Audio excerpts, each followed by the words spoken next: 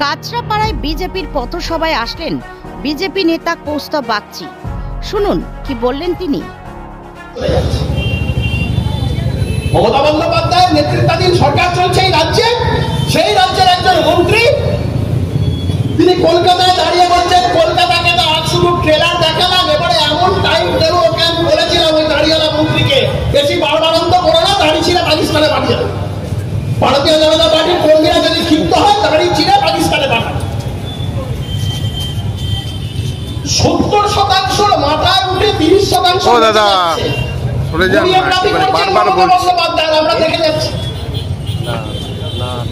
মমতা বন্দ্যোপাধ্যায় যে ভাষা বোঝে আমরা সে ভাষায় উত্তর দিতে প্রস্তুত। 2026 সালের নির্বাচন ঘোষণা হতে দিন, মমতা বন্দ্যোপাধ্যায় রেজাল্টের দিন বুঝবেন যে তার রাজনৈতিক অবস্থান পশ্চিমবঙ্গের কোন জায়গায়। গরুচোর পয়লাচোর আদরের ভাইকে বলেছিল না বিজেপি 50টার উপরে নাকি আসন হবে না।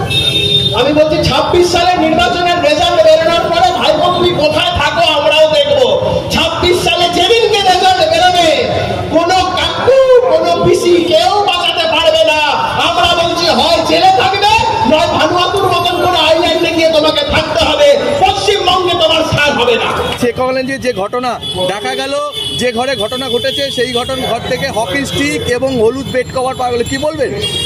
দেখুন, এই হকি স্টিকের কথাটা মেয়েটাও বলেছে এবং এই কলেজে অপকর্ম দুষ্কর্ম দীর্ঘদিন ধরে চলেছে। কলেজ কর্তৃপক্ষ এবং তৃণমূল কংগ্রেসের একাংশ বড় বড় নেতাদের আশকারাতে এই জিনিসগুলো চলেছে। প্রশাসনিক মদতে এই সমস্ত ম্যাঙ্গোরা বিভিন্ন কলেজ এরা ফুলে ফেপে উঠেছে। আজকে তারই পরিণতি এই সমস্ত ঘটনা। অশোক দেবের রেকমেন্ডেশনে যদি এই ম্যাঙ্গো সেদিনকে কলেজে না ভর্তি হতো আজকে এই পরিস্থিতি তৈরি হতো না।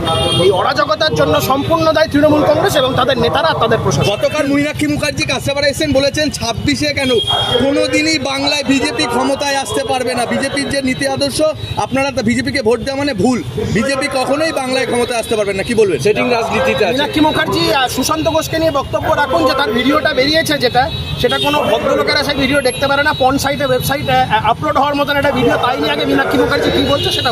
তৃণাঙ্কুর ভট্টাচার্য বলেছে বিজেপি বিশ্ব চোর বিশ্ব ধর্ষক, এটা টুইট করেছে। বাংলার প্রতিটা মানুষকে জিজ্ঞেস করুন, বাচ্চা থেকে বুড়ো, লোকে বলবে চোর মানে তৃণমূল। এই যে ঘটনাগুলো ঘটছে, দেখা যাচ্ছে যে কলেজের মধ্যে যে ধর্ষণ হয়েছে, কি বলবেন এত বারবার এই ঘটনা? পশ্চিমবাংলায় একটা দুষ্কৃত রাজ চলছে। পশ্চিমবঙ্গের প্রশাসন ব্যর্থ, পশ্চিমবঙ্গের পুলিশ মন্ত্রী ব্যর্থ, তৃণমূল কংগ্রেসের নেতার দ্বারা কসবার ঘটনা নয়। কসবার লক্ষ্যে যে যেভাবে ছাত্রীকে ধর্ষণ করা হয়েছে এবং তৃণমূলের ছাত্র নেতা দ্বারা গণধর্ষণের ঘটনা আমরা দেখলাম। এটা শুধু আজকে নয়, এটা আমরা আজকে করে ঘটনা করেছে।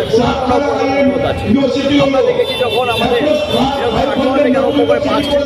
করে বিভিন্ন জায়গায় গণধর্ষণের ঘটনা ঘটছে, সেই কাপড়ের ঘটনা প্রত্যেকবারই মমতা ব্যানার্জি সেটা কি করছেন, যারা ধর্ষিত হচ্ছে তাদের চরিত্র প্রশ্ন তুলেছেন।